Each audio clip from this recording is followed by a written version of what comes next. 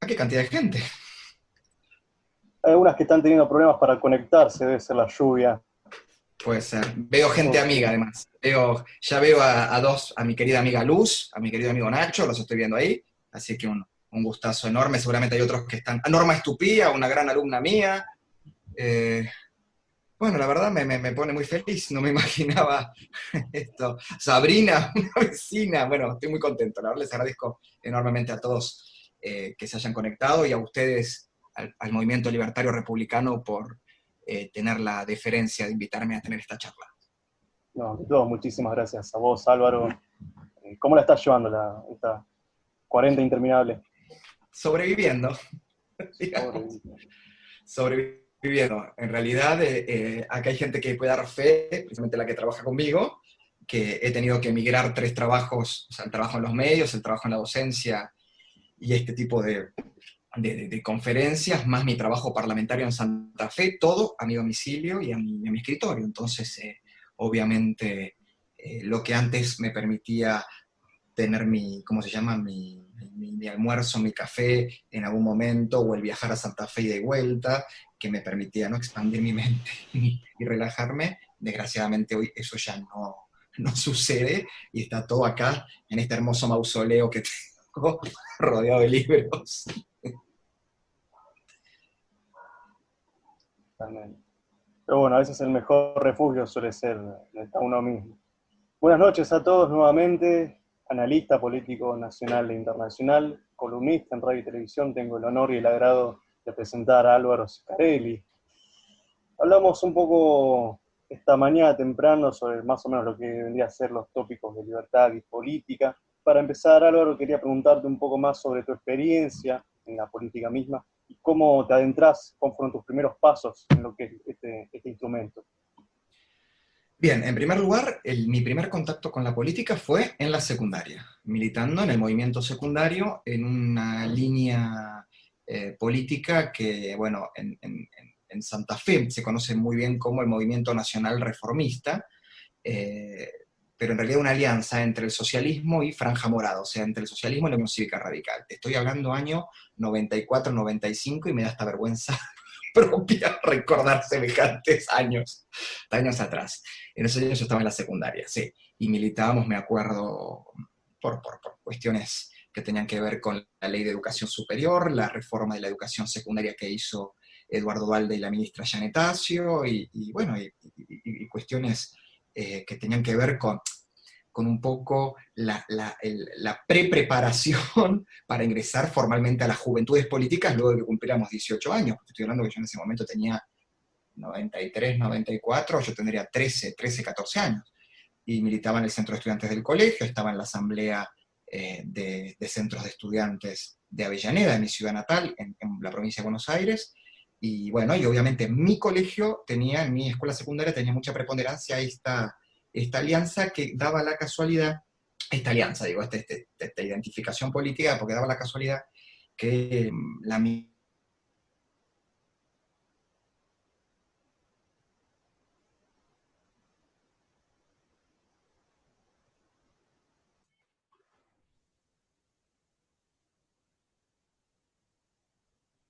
entonces teníamos un poco esa mente, los caciques radicales y socialistas de la ciudad eh, nos, nos, nos, nos, nos usaban.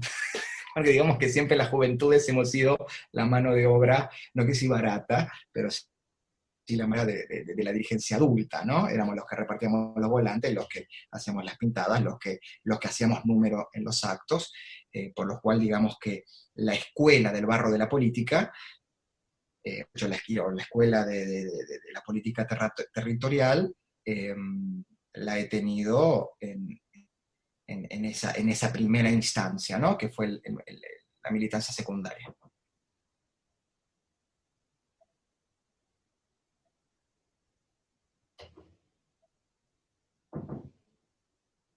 Yo, ¿Se me escucha bien? Porque se quedaron todos como mudos, no sé si se me escucha bien, pero Sí, me sí, parece que... yo creo que te escucho con un pequeño delay, me parece que te escucho. Ah, pequeño, me parece importante. Perfecto, bueno, pero escucharse me escucha bien, bárbaro. Ahí va, te escucha bien. Ahora, ¿por qué liberal? ¿Por qué Lara? liberal fue la que te llamó? Bueno, justo yo lo comenté en una entrevista que me hicieron de otra fuerza política, no sé si la puedo nombrar, ¿se puede hacer chivos?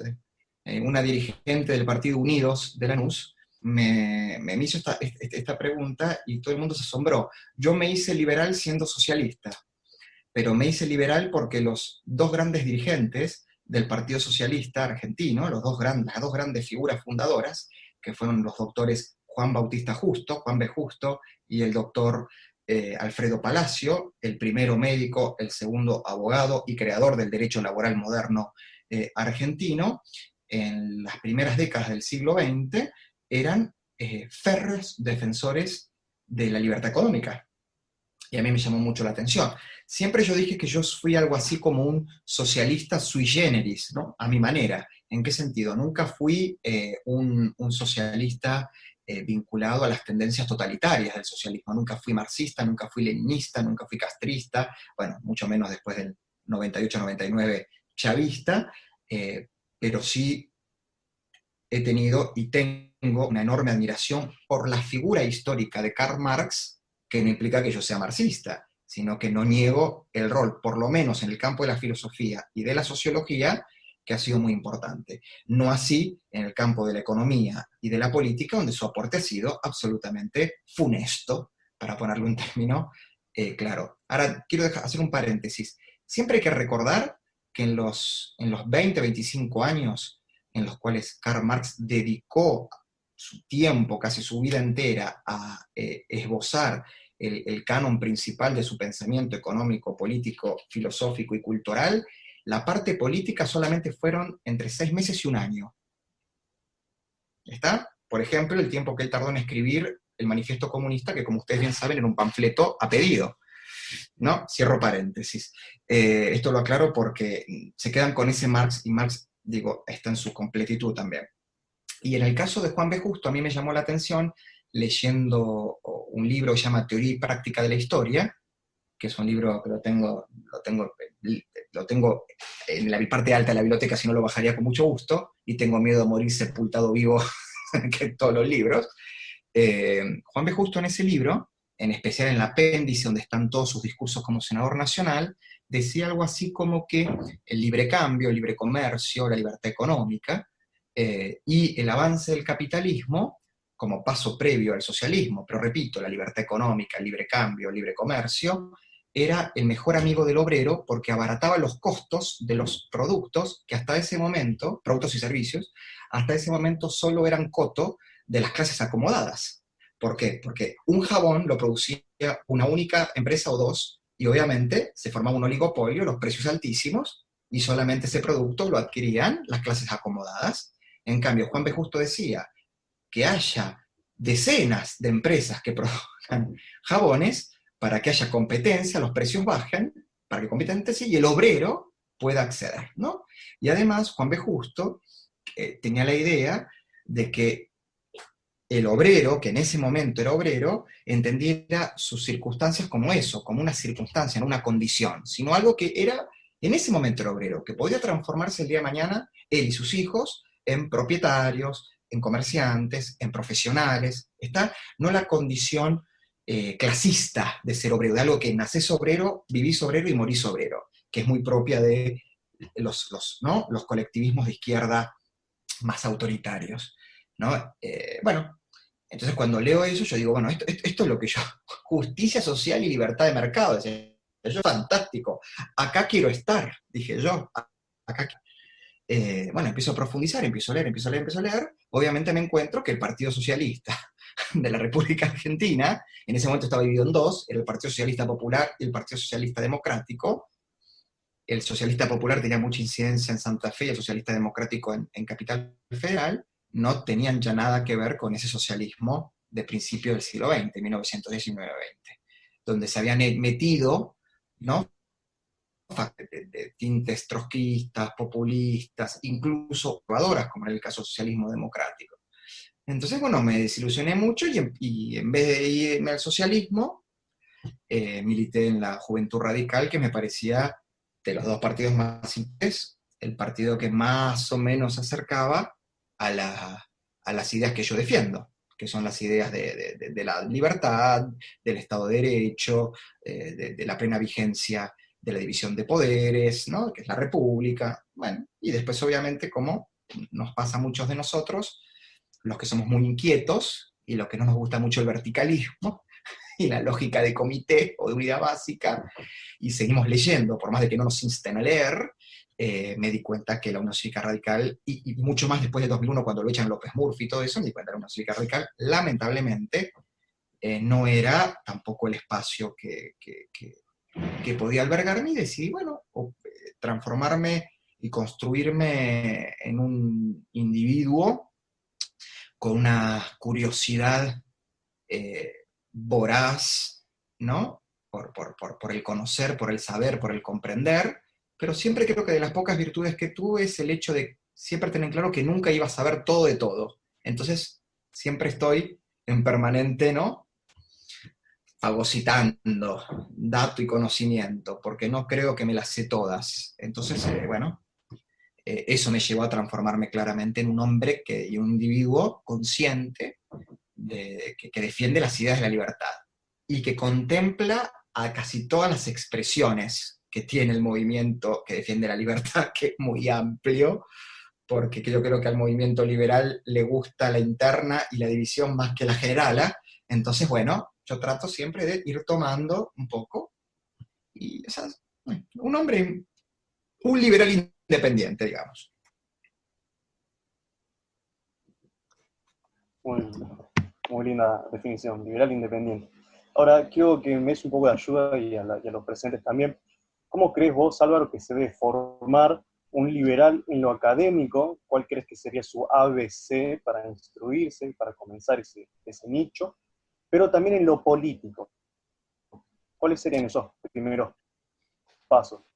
Bueno, hay una cuestión que tiene que ver con la apropiación que hizo la izquierda, tanto la democrática como la totalitaria, de dos conceptos que a veces cuando se las decís a un liberal reaccionan como con terror, que es la teoría y la praxis, ¿no? Como una conjunción, una convergencia. ¿Qué quiero decir esto?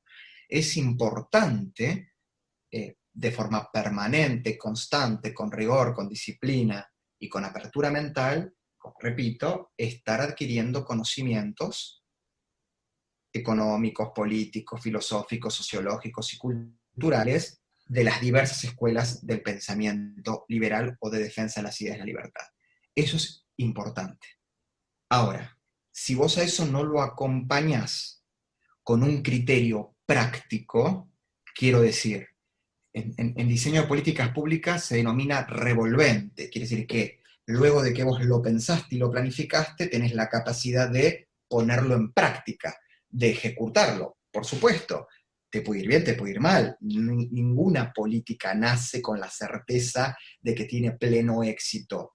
Ni aun cuando en otro lado se aplicó y tuvo éxito, te da la pauta que si se aplica acá necesariamente va a tener éxito. Esto es prueba y error, esto es así. Por lo cual digo, no se puede disociar esas dos cosas. La formación, el conocimiento, el núcleo duro de las ideas, desatendiendo, ¿no? El pensamiento práctico, ¿no? La inteligencia práctica. A ver, perfecto, todo esto, ¿cómo se aplica y cómo se aplica dentro de este contexto? Y este contexto, ¿de qué forma, ¿no? Me guía para aplicar estas ideas? Y en Argentina, digamos, es desafíos más complejos, porque si hay una sociedad que nos hace, obviamente, tener que pensar muchas veces cómo aplicábamos muchas de nuestras ideas a la sociedad argentina, ¿no? Que es más cambiante nada, que yo con mi ropa interior, digamos.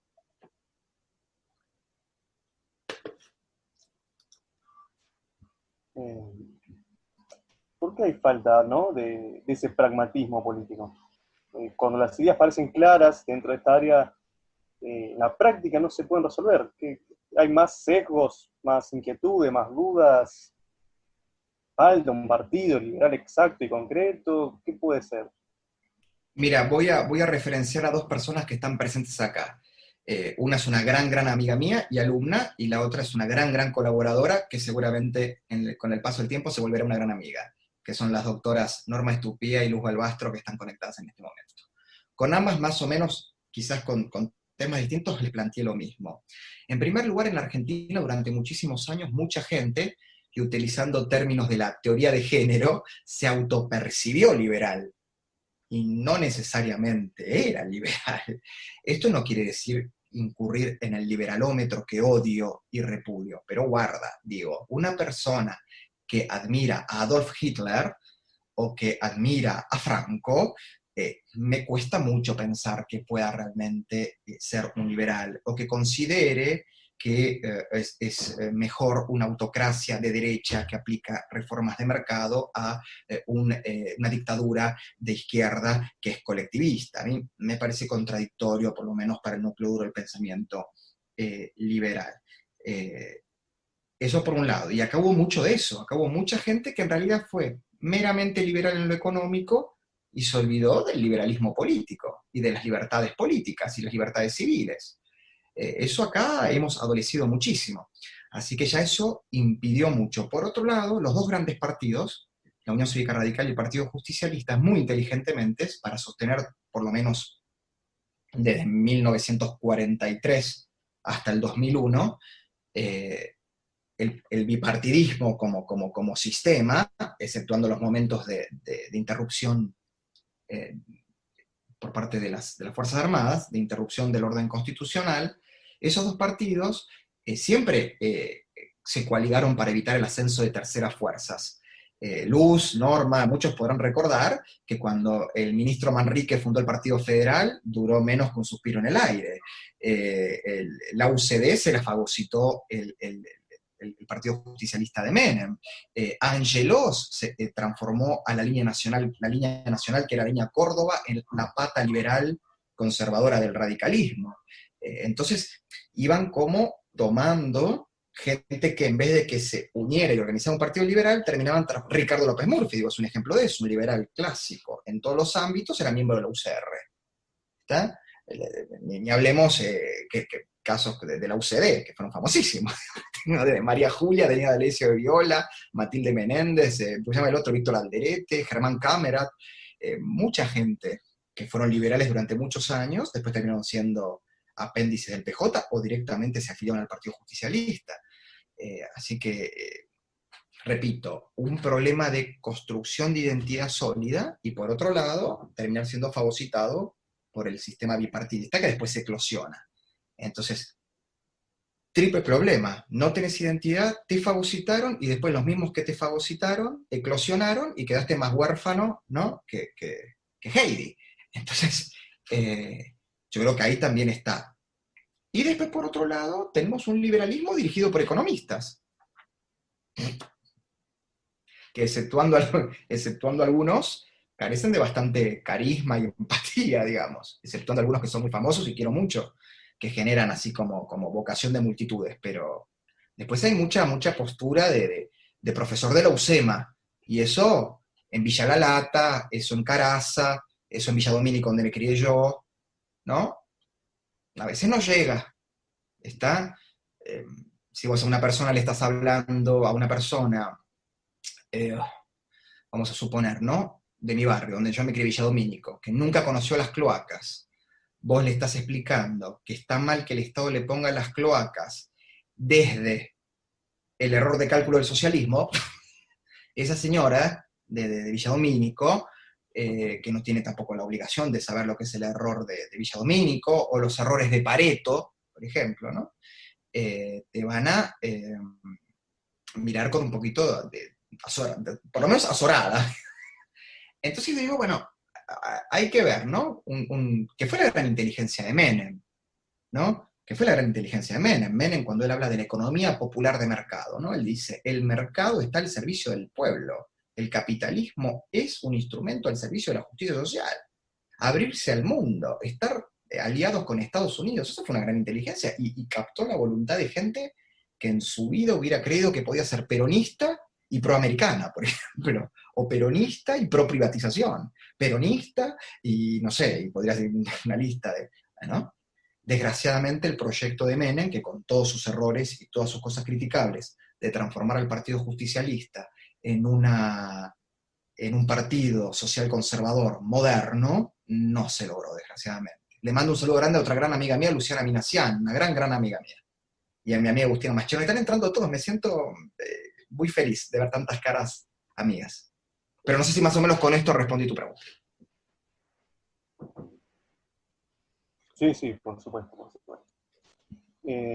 Ahora, hago un pequeño paréntesis, voy a hacer una pregunta más a Álvaro del repertorio, y cualquier que sea realizar una pregunta. En el icono de participantes hay un ítem que se llama levantar la mano, y si lo quieren ir levantando, vamos a ir respondiendo algunas, o dejarlo en la caja de chat, bienvenido sea.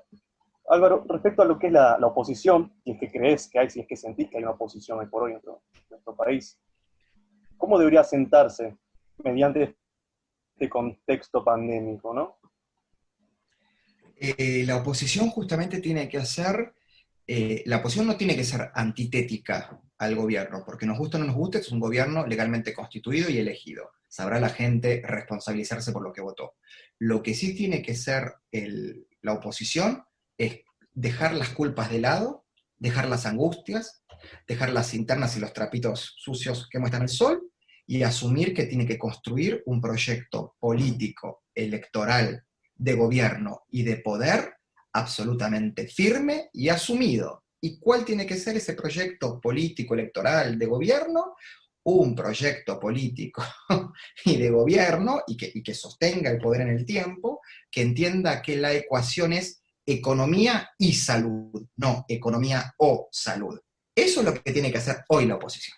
Hoy todo lo que propone la oposición, amén de controlar al gobierno para que no cometa desmanes que atenten contra el orden constitucional, contra la república y contra la democracia, es presentar un proyecto, ya sea en los legislativos, nacionales, provinciales y municipales, pero también en los cientos y cientos de intendencias que gobierna la oposición y las 4 gobernaciones que son importantes, que también gobiernan, mostrar la alternativa desde ahí. Nosotros podemos en este momento contener la pandemia, contener los coletazos económicos, y ya estamos trabajando para la reactivación económica social de sus intendencias, de sus provincias, como modelo para ofrecer al país. Pero eso lo tiene que hacer de forma convencida. Ya tienen que dejar de rasgarse las vestiduras, de llorar del confesionario, de hacerse las víctimas, como dicen ya me tienen harto con que de todo se lamenta, piensan 3 veces todo lo que van a decir, basta. O sea,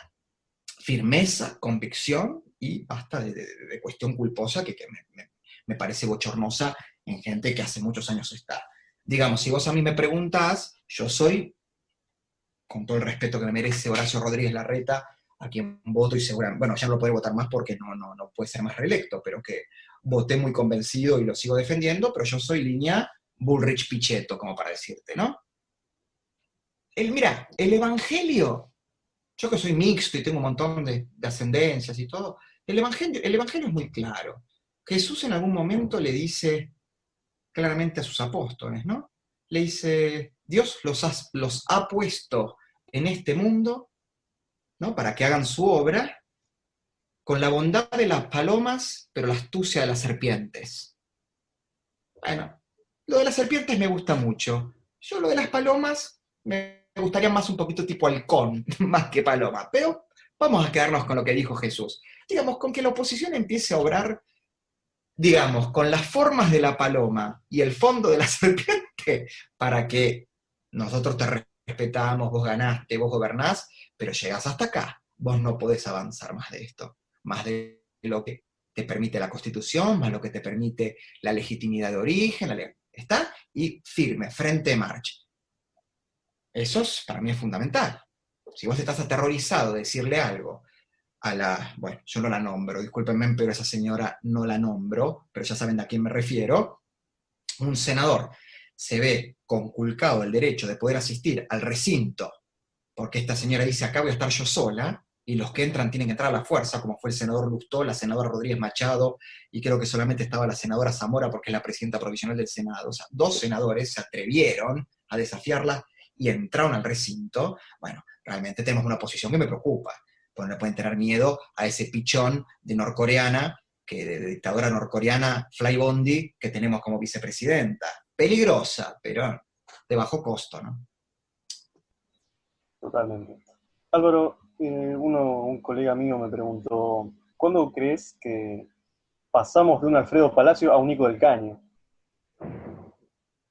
Y yo creo que a partir de los 60, fines de los 60, principios de los 70, es donde empieza lo que se llama la política del entrismo, en donde en los movimientos democráticos, no digo el peronismo, ¿no? Que siempre tuvo su raíz populista y todo, pero en la Unión Cívica Radical, en el Partido Socialista, en el Partido Intransigente, en el Movimiento de Integración y Desarrollo, empiezan a ingresar facciones de izquierda profunda y empiezan a meter la agenda que el trotskismo por sí solo no, el trotskismo, la extrema izquierda, la izquierda radicalizada, no podía generar, ¿no? E imponer por sí sola, y empieza a haber figurones que se empiezan a infiltrar en estos partidos. Y bueno, un ejemplo claro, yo siempre lo digo, la coordinadora en la Unión Cívica Radical tenía como texto de formación la contradicción fundamental de Lenin.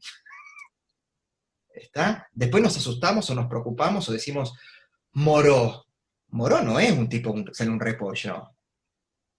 Perdónenme, yo siempre lo digo, en estos 37 años de democracia, hubo dos estadistas.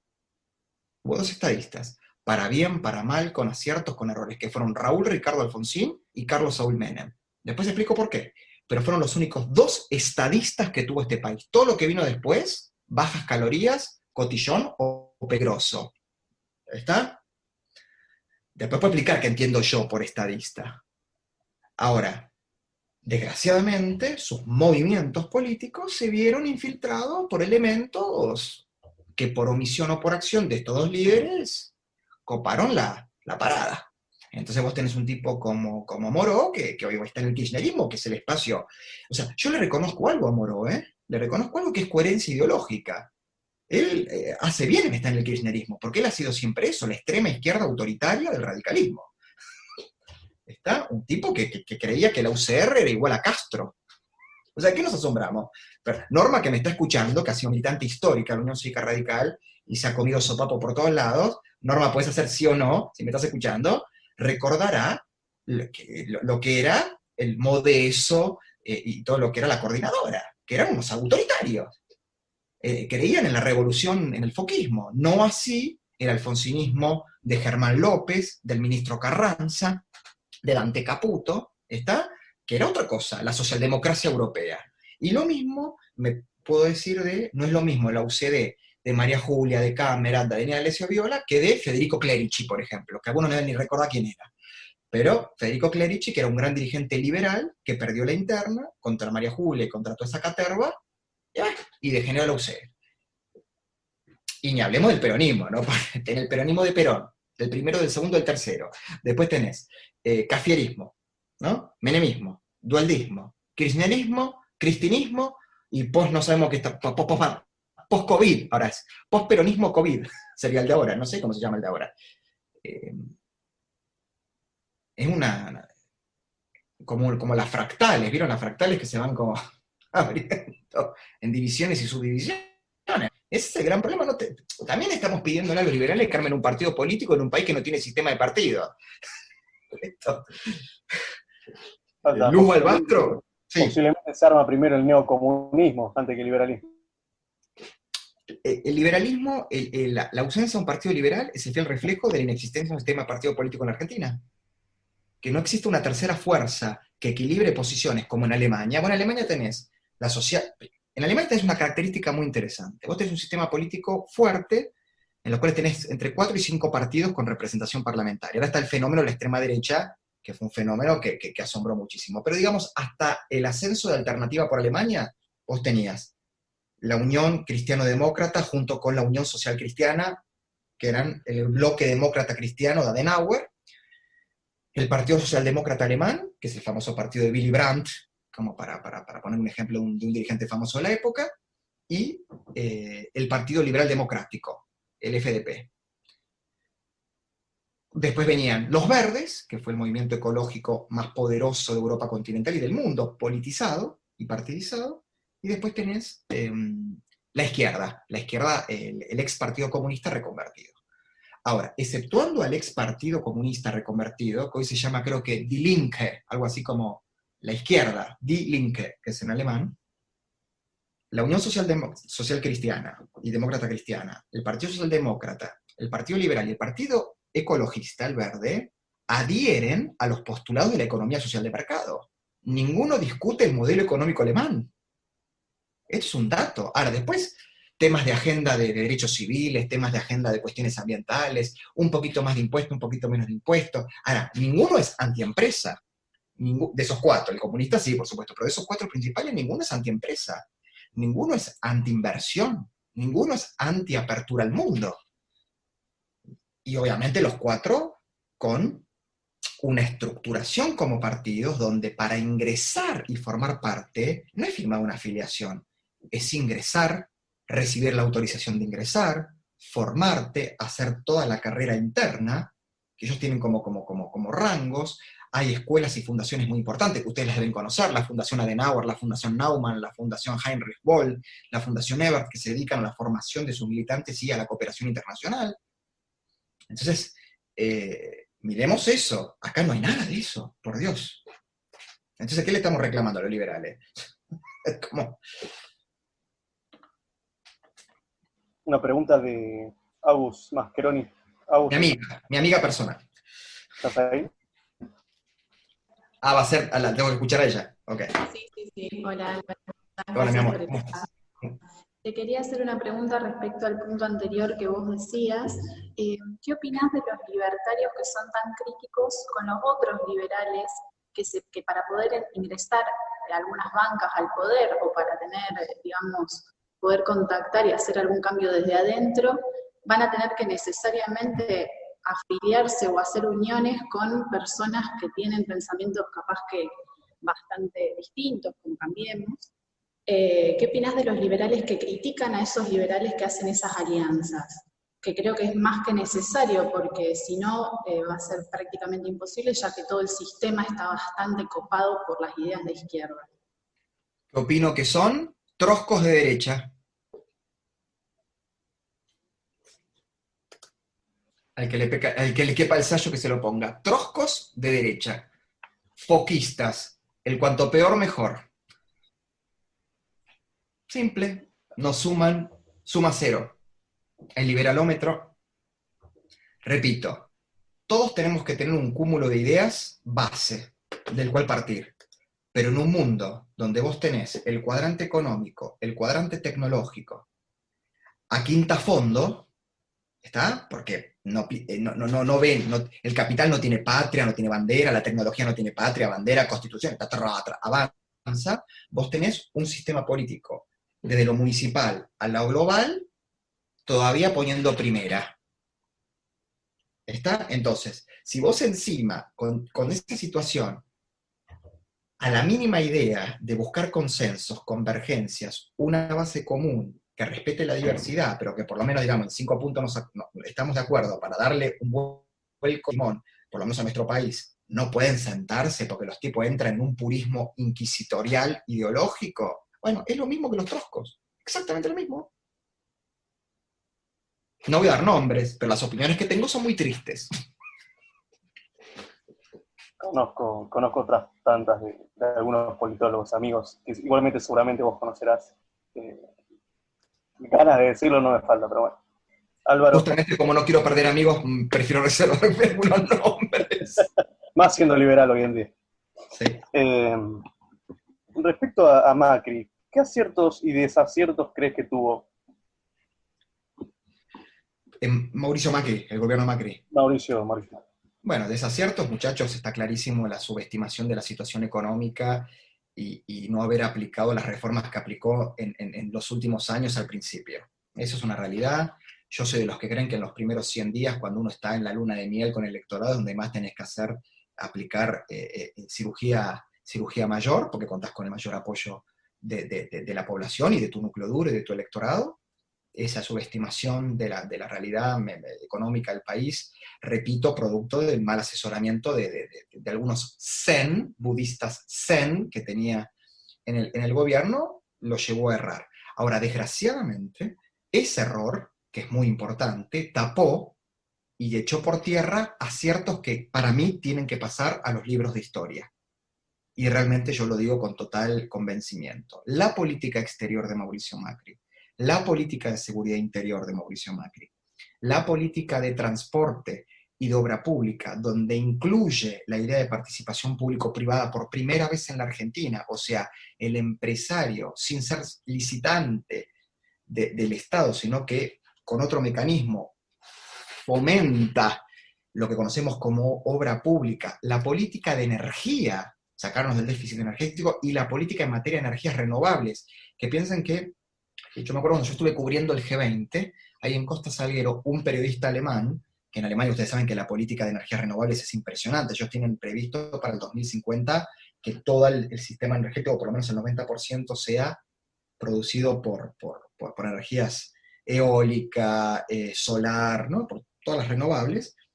Me dijo que era impresionante porque se hablaba en Alemania que el gobierno de Macri había aumentado en casi 1.200% la inversión nacional y extranjera directa en esa área. Después discutimos si los parques eólicos se los quedó él, yo no sé, eso es una causa que algún día la justicia dirá, pero para mí eso fue impresionante.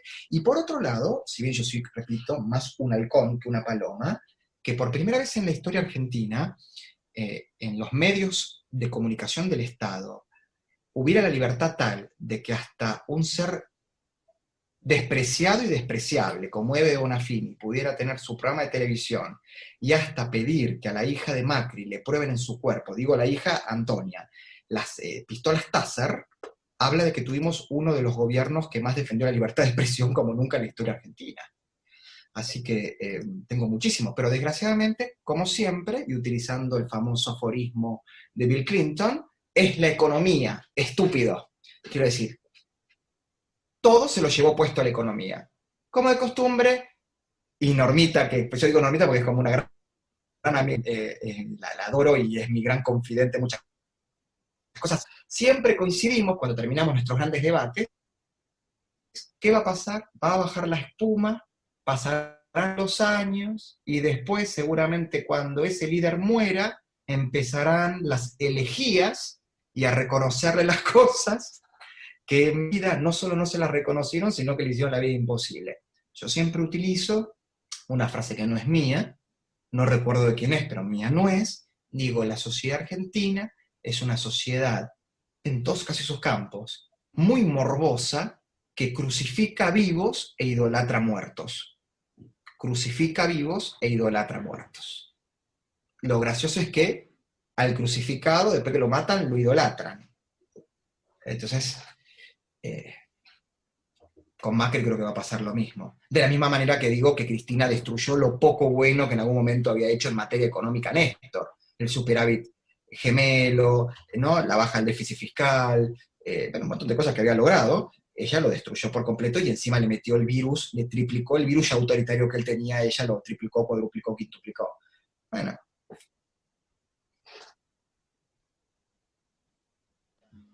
Álvaro, unas últimas preguntas, en estos 10 minutos que más o menos nos quedan. ¿Qué pilares crees vos que debería tener un frente político como oposición para demostrar, digámosle, seriedad dentro de esta locura que vivimos hoy como sociedad, quizás? A ver, en el campo económico es muy simple, todo lo que se vino haciendo no hacerlo más.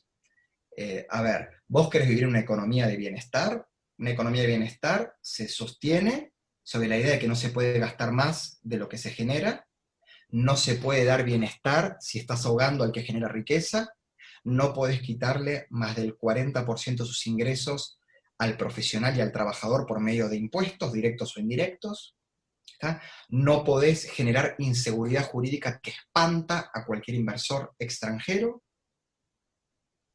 Digo, eso en el campo del económico, mínimo. En el campo de lo internacional es un realismo periférico, pragmático y que atienda los intereses del país. ¿Está? Pero que entienda el mundo en el que vive. ¿Qué quiero decir? Periférico. Muchachos, nos guste o no nos guste, aún con las riquezas que tenemos, con la superficie que tenemos, con la cantidad de población que tenemos y algunos niveles de educación, somos un país en el mundo periférico. Nosotros no movemos el amperímetro de las decisiones de los grandes centros, valga la redundancia, de decisión mundial. y menos ahora que comienza la nueva Guerra Fría, y lo que antes era el G20 va a pasar a ser el G2. Entonces Argentina va a tener que decir, bueno, dentro de ese realismo contemplar qué proyecto de país quiere, cómo se ve a sí misma, si se ve una democracia, si se ve un país que respeta los derechos humanos, que respeta la propiedad, que respeta la seguridad, ¿no? O por vender soja le da lo mismo vendérselo a China, a Irán, a Venezuela. Se lo va a tener que plantear. Y después en materia de política interna, repito, va a necesitar, o sea, vamos a tener que proponer una profunda reforma política que vuelva a poner a los partidos políticos a hacer lo que dice la Constitución del 94, que repito, buena o mala, la que nos rige, dice los partidos políticos son un instituto constitucional y son la base fundamental del sistema democrático argentino. Y hoy tenemos, primero, por un lado, trabas terribles para ser un partido político, pero sin embargo siguen vigentes 600 o 700 sellos de goma, que no son partidos, sino sellos de gomas con reconocimiento electoral, que se venden y se alquilan circunstancialmente para las elecciones, para que después el dueño de ese sello de goma se quede con, no sé, hoy debe ser 150, 200 pesos por cada voto que sacó el candidato que ni siquiera pertenece a ese partido. Eso no puede correr más. Y ni hablemos de lo que tiene que ver también con las cuestiones de transparencia, de accountability, de compliance, o sea, de control de la sociedad civil al Estado, de la aplicación de normas éticas a las empresas hacia adentro. Bueno, todo eso tiene que proponer, pero sin miedo y sin culpa. Basta de tener, a ver, no digo esto para que no me traten de facho, no digo esto para que no me, ¿cómo se llama? No me traten de zurdo, no digo esto porque qué problema. Bueno, basta, sí. Porque ahí anida la dictadura perfecta. La dictadura perfecta es la que hace que un individuo tenga que pensar 3, 4, 5 veces lo que va a decir por temor a. Fíjate que no llega ni la censura. Vos te censurás antes. No necesitas censores, porque está en el temor, está en el miedo a la coacción posible que podés recibir, que vos estás con el tweet y estás pensando, a ver, digo esto, ¿se puede decir, no sé, voy a decir una cosa, a una mujer que es una imbécil, ¿le puedo decir que es imbécil por imbécil? ¿O van a pensar que le digo que es imbécil porque es mujer? Y me van a tratar de misógino. Te pongo un ejemplo. Yo, por ejemplo, cualquiera que piensa que yo soy un imbécil, tiene derecho a decirme que soy un imbécil si encuentra características de imbécil. Ahora, si el pibe lo piensa 3 veces porque por mi condición de homosexual, él no me puede decir imbécil, porque le van a decir que por decirme imbécil es un homofóbico, la cosa que no salimos más de esta espiral de estupidez que es insufrible, invivible. Y no sé si dije 4, no sé qué. Ah, bueno, perdón. Y voy a poner uno más. Dentro del orden público todo, fuera del orden público nada. ¿Qué quiero decir con esto? Yo estoy a favor de todo. ¿Te querés casar con una Galápagos? Casate con una Galápagos. ¿Querés usar marihuana recreativa? Usa marihuana recreativa. ¿Querés? No tengo problema. Ahora vos, producto de esos gustos, atentás contra la propiedad privada o contra el espacio público y atentás contra los derechos y garantías de tercero, palo y calabozo. Punto. Porque si vos tenés todos los derechos y todas las garantías, no tenés ningún derecho ni ninguna garantía de ir y conculcarle los derechos al otro, cortando una calle, cortando una ruta, rompiendo espacio público, vandalizando propiedad privada, ¿está? O construyendo este mito de que lo que vos tenés a mí me falta y tengo derecho a sacártelo. No, señores, eso no es así. Así que me parece que eso no es nada muy lejos de la Patricia Bullrich, digo lo que opina Patricia Bullrich o Florencia Arieto. Totalmente. Qué breve síntesis. ¿Qué es la OMS? No, te puedo decir qué era.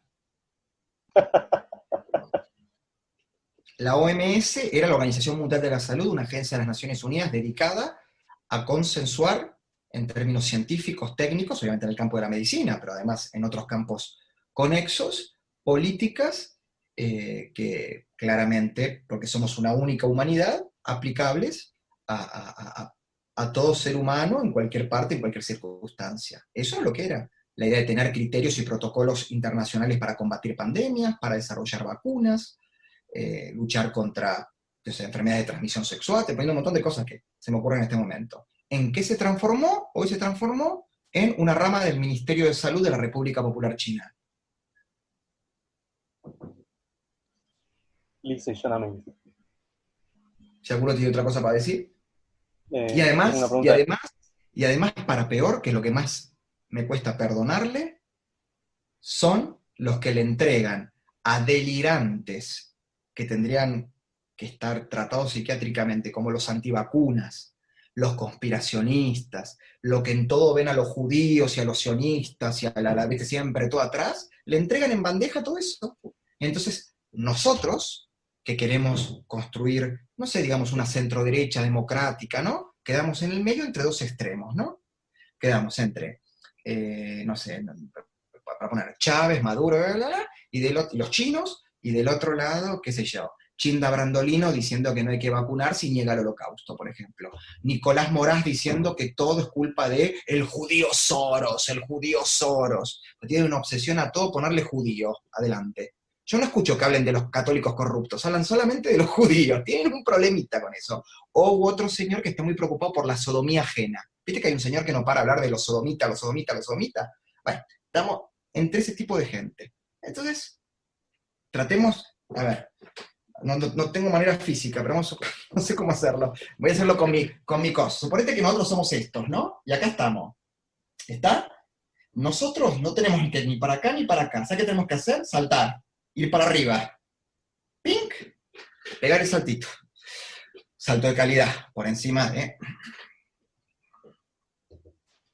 Bueno, entran los terraplanistas ahí también, en ese... No, bueno, sí, no, pero yo ya con gente que... No, yo no me burlo de la gente que tiene... No me burlo de la gente que tiene retraso mental. No, la gente que tiene retraso mental yo no me burlo, porque tiene que ser tratada. Y a mí una antivacuna y un en realidad un terraplanista, a un antivacuna en realidad me parece un hijo de puta. Digo por simple. No, porque ¿qué te voy a decir? ¿Un eufemismo? ¿Te voy a decir gente equivocada? No, para mí son unos hijos de puta. Juan Manuel Agüero había levantado la mano, es una pregunta. Ah, que hace poco me entrevistó también. Hola Álvaro, ¿cómo estás? ¿Cómo te va, Juan? Bien, te quería preguntar si vos crees que Macri dentro de su círculo político interno tenía gente que no debía estar ahí. Por ejemplo, a mi entender, Carolina Stanley. No, bueno, no, justo ahí, por ejemplo, primero que a mí, yo no soy tanto del personalizar, me gusta hablar más de las cuestiones macro que personalizar. Los dirigentes políticos cuando asumen funciones públicas son ellos y sus circunstancias, como diría Ortega y Gasset. Este es un país que, la estoy viendo a Luciana, que la adoro y risa me inspira. La tengo acá justo de frente, pues la estoy viendo. El problema que tenemos en Argentina es que, y yo que voy mucho a Rosario, nosotros somos una sociedad que le digo la mesa del Cairo. ¿Se acuerdan la mesa del Cairo de los galanes? Donde estaba Fontana Rosa. Vos en una misma mesa de café tenés un canciller, un ministro de Economía, un director técnico de fútbol, un bioquímico, un infectólogo. Es impresionante. ¿Qué quiero decir con esto? Que a veces la crítica que se hace a ministros proviene de gente que en su vida, ni embajada, va a ser nunca ni llegar ni a un octavo de la responsabilidad que podía tener, por ejemplo, una persona como Carolina Stanley, que, repito, no era una ministra autónoma, cumplía órdenes del jefe de gabinete y del presidente de la nación. Pero que yo, que en lo personal la he conocido, no la veo una populista, no la veo una mujer, una antirrepublicana, ¿no? Una demagógica. Creo que, repito, subestimaron a la gente que está enfrente. Ahora, creo que había gente más dañina que Carolina Stanley. Creo. Pero bueno, ya es tiempo pasado. Digo más, no creo ni que quieran figurar en las próximas elecciones esas personas dañinas. Álvaro, para ir cerrando, tema síntesis, breve y fugaz, COVID, ¿cuándo salimos? ¿Cuándo respiramos aire? ¿Cuándo se acaba? ¿Qué crees todo esto? Esto me hace acordar la canción. Esto, no me respondas. No, pero esto me hace acordar la canción esa que dice que la cosecha de mujeres nunca se acaba. En este país, acá el populismo, la cosecha de populismo nunca se acaba acá. Esto acá tenemos para levantar cosecha. Quiero decir, la cuarentena y el aprovechamiento de la cuarentena es una manifestación más del populismo autoritario que vivimos viviendo hace años en este país. Nada más que se manifiesta en una circunstancia nunca vivida en la Argentina. Así que la verdad no sé ni qué esperar, sinceramente. Ojalá me gustaría poder.